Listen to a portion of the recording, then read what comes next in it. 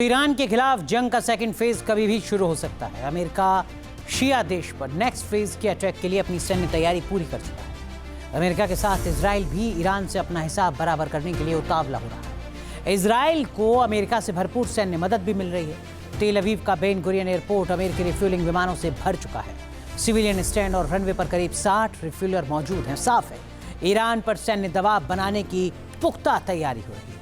Iran भी हमले की दूसरे फेज की तैयारी में जुटा हुआ है। लीक डॉक्यूमेंट्स के आधार पर दावा किया जा रहा है कि तेहरान ने ईरानी फाइटर जेट्स के लिए एयर टू एयर और एयर टू सरफेस मिसाइलों का बड़ा सौदा किया है। रूस और ईरान की इस डील को K-10 कोड नेम दिया गया है। इस डील में X-38 और R-73 मिसाइलों की सप्लाई शामिल है। इसके अलावा R-77 और X-31 मिसाइलों की खेप भी शामिल है। इस डील में एक अहम बात यह है कि ये सारी मिसाइलें रूसी फाइटर जेट Su-35 से दागी जा सकती है। तो क्या रूस शिया देश को अपना माहिर फाइटर जेट Su-35 सप्लाई करने वाला है?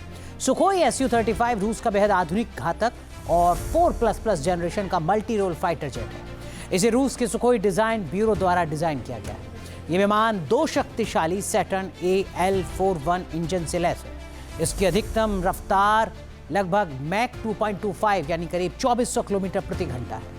शानदार फ्यूल कैपेसिटी की वजह से इसकी कॉम्बैट रेंज लगभग 3600 किलोमीटर है। रूस का आसमानी योद्धा थ्रस्ट वेक्टरिंग नोजल से लैस है। इस वजह से यह हवा में किसी भी दिशा में बहुत तेजी से मुड़ सकता है। यह आसमान में कोबरा मैनवर जैसे असंभव लगने वाले करतब आसानी से दिखा सकता है। ये जेट अपने साथ 8000 किलोग्राम तक के आधुनिक हथियार ले जा सकता है, जिन्हें 12 अलग अलग हार्ड पॉइंट्स पर लगाया जाता है।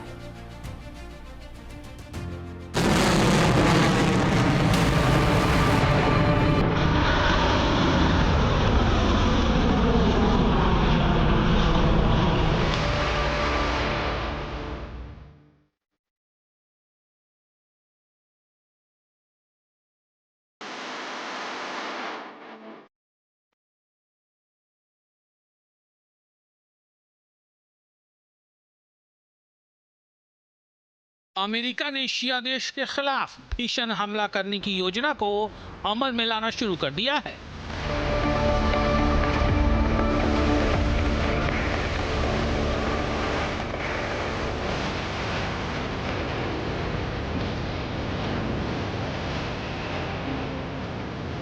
और मुझ पर कब्जा करने के लिए केशम आइलैंड सेंटकॉम के फोकस पर है।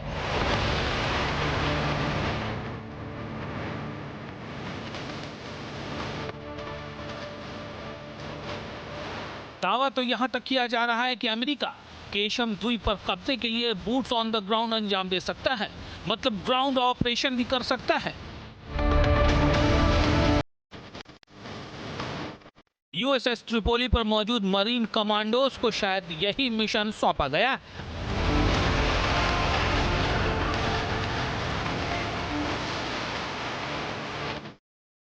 उधर इजराइल के बेन गुरियन एयरपोर्ट पर अमेरिकी रिफ्यूलर एयरक्राफ्ट का यह विशाल बेड़ा सबूत है कि अगले कुछ दिनों में ईरान के खिलाफ बड़ा सैन्य ऑपरेशन अंजाम दिया जा सकता है।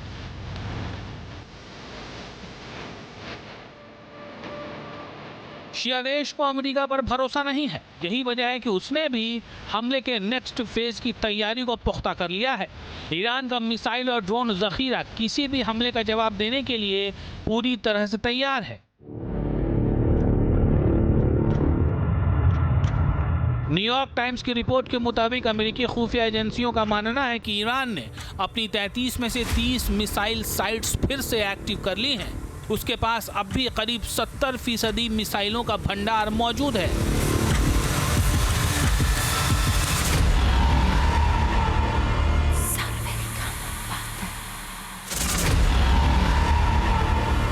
उधर रूस भी ईरान की मदद के लिए आगे आया है।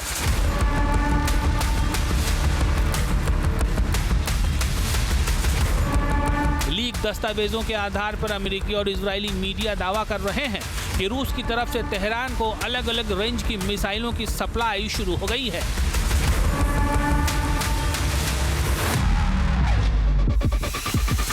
इस बीच रूस की तरफ से ईरान को Su-35 फाइटर जेट की सप्लाई शुरू होने का दावा किया जा रहा है। ओपन सोर्स इंटेलिजेंस के मुताबिक अमेरिका और इजराइल को आसमान में टक्कर देने के लिए ईरान मॉस्को से सेकेंड हैंड Su-30 SM-2 लड़ाकू विमानों का बेड़ा मंगा रहा है।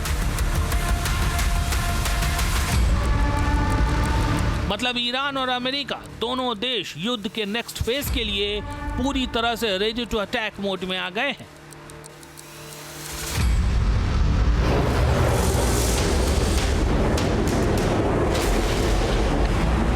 बड़ा सवाल यह है, क्या हॉर्मुज पर कंट्रोल के लिए सेंटकॉम केशम पर ग्राउंड अटैक करेगा या फिर ईरान फिर एक बार अमेरिकी मिसाइलों से धुआं होगा।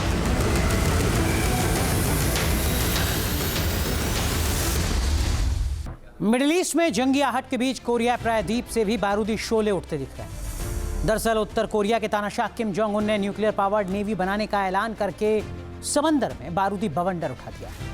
इतना ही नहीं, किम ने अपना मिसाइल प्रोडक्शन 2.5 गुना तक बढ़ाने का ऐलान करके जंगी सायरन बजा दिया है। किम जोंग उन के हथियारों की सनक के बाद अमेरिका ने दक्षिण कोरिया को सैन्य मदद देने के प्लान को धरातल पर उतार दिया है। यानी किम की बारूदी सनक के बाद न्यूक्लियर हथियारों की जंग तेज होने का खतरा मंडराने लगा है। समंदर से एटमी चिंगारी उठने लगी।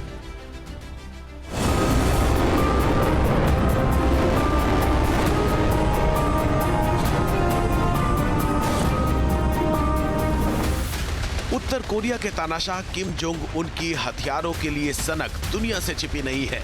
वो सोते हुए भी विध्वंसक हथियार बनाने का सपना देखता रहता है। इस बार उसने एक नया सपना देखा है, वो है न्यूक्लियर आर्म्ड नेवी बनाना।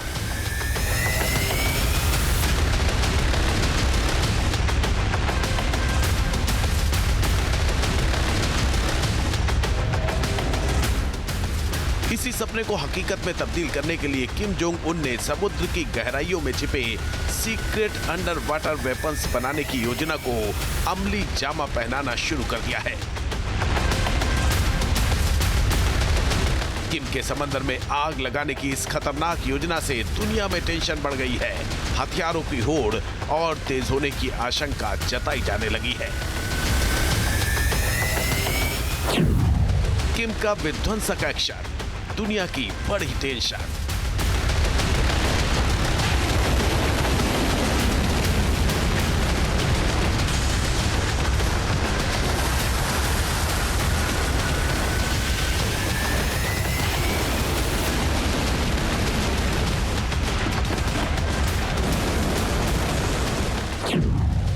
तानाशाह दहलाएगा, अब पानी में आग लगाएगा।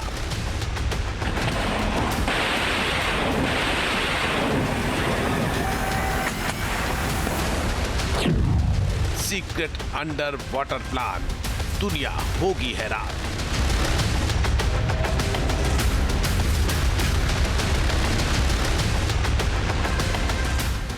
किम जोंग उन 5000 टन की कैटेगरी वाले युद्धपोत पहले ही बना चुका है। अब उसने 10,000 टन कैटेगरी वाले युद्धपोत बनाने का लक्ष्य रखा है। वो पहले ही अपनी बैलिस्टिक मिसाइल्स को न्यूक्लियर वॉरहेड से लैस करने की धमकी दे चुका है। संकेत साफ है कि वो अब अमेरिका को भी दहलाने के प्लान पर आगे बढ़ रहा है। किम घातक युद्धपोत बनाएगा, अमेरिका को दहलाएगा। SRBM में न्यूक्लियर वॉरहेड, अमेरिका तक टारगेट। किम जोंग उनकी हथियारों के प्रति दीवानगी यहीं पर नहीं थमी है। उसने अपनी मिसाइल्स का प्रोडक्शन अगले 5 वर्षों में 2.5 गुना बढ़ाने का लक्ष्य सामने रख दिया है। यानी वो भविष्य की जंग की तैयारियों में जुट गया है।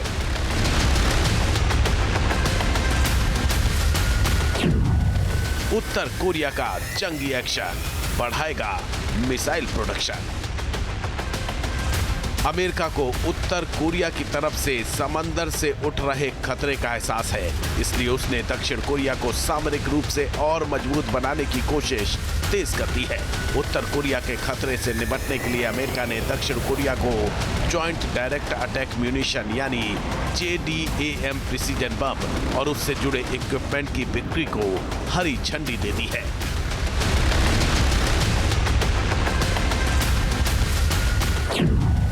अमेरिका ने भी दिखाया दम, दक्षिण कोरिया को देगा JDAM। किम के एक्शन और उस पर अमेरिका के रिएक्शन के बाद हथियारों की नई होड़ छिड़ने का खतरा मंडरा रहा है। चीन के राष्ट्रपति शी जिनपिंग के उत्तर कोरिया दौरे से ठीक पहले किम के ऐलान ने एशिया से लेकर अमेरिका तक का पारा चढ़ा दिया है। ऐसे में सवाल उठ रहे हैं कि क्या किम के एक्शन के बाद एशिया में हथियारों की नई जंग शुरू होगी? क्या उत्तर कोरिया समुद्र की गहराइयों से परमाणु हमला करने की तैयारी कर रहा है? और क्या किम जोंग उन ने दुनिया को नए न्यूक्लियर युग की चेतावनी दे दी है? अगले कुछ मिनटों में इन सवालों की करेंगे पड़ताल। आप बने रहिए हमारे साथ और देखते रहिए किम की बारूदी सनक समंदर से दागेगा एटम बम।